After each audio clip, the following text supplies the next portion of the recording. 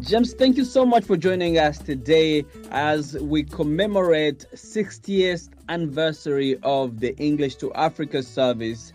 I want to take a moment to chat with you. Talk to us about the show, Daybreak Africa. How long has it been on air? What kind of stories do you cover?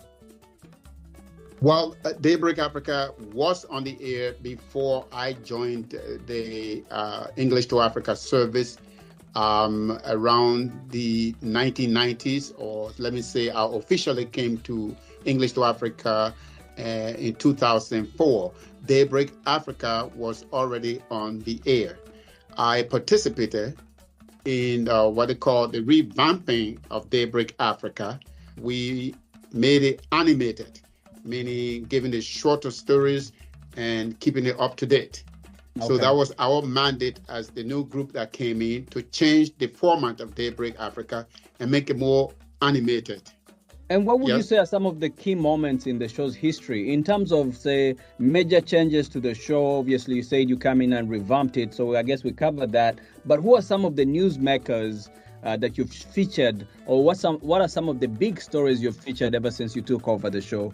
I joined Daybreak Africa and also English to Africa at the time that Africa was undergoing many changes, democracy. I take, for example, my own country, Liberia, my original country, Liberia.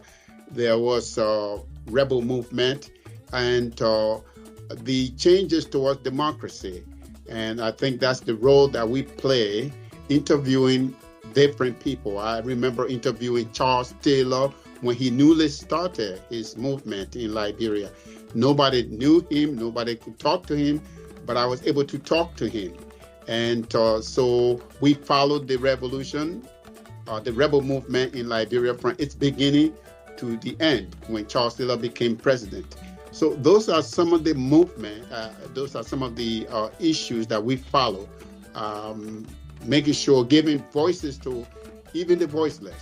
Well, what can you tell us about your audience? What kind of feedback do you often get about the show? The main feedback I get for Daybreak Africa is that most people, most radio stations in Africa carried Daybreak Africa. People listen to Daybreak Africa, and that's why when you see when the listener statistics come out, Daybreak Africa is always on top of the list, because in the morning, people listen to Daybreak Africa. If you had an opportunity to interview someone on the show, past or present, who would it be and what would you talk about? You know, at the time I met Nelson Mandela, I had not become the host of Daybreak Africa, but I did meet Nelson Mandela. I would have loved for him to talk to me about his time in prison, what kept him going, despite the fact that he was deprived of so many things. So I would have loved to get him on my show. Mm-hmm. Yes, but we did try to interview many people who also play similar role. Right. Finally, my question to you, James, is I want you to reflect on the 60th anniversary of the English to Africa service. What does this mean to you professionally and personally? 60 years of English to Africa, very important. As I listen and read the messages from the listeners, it shows to me the impact that radio has had and continue to have on people worldwide. So as I reflect on 60 years, I would say we have done a good job, but there's always room to improve. And we count on our listeners to help us do that.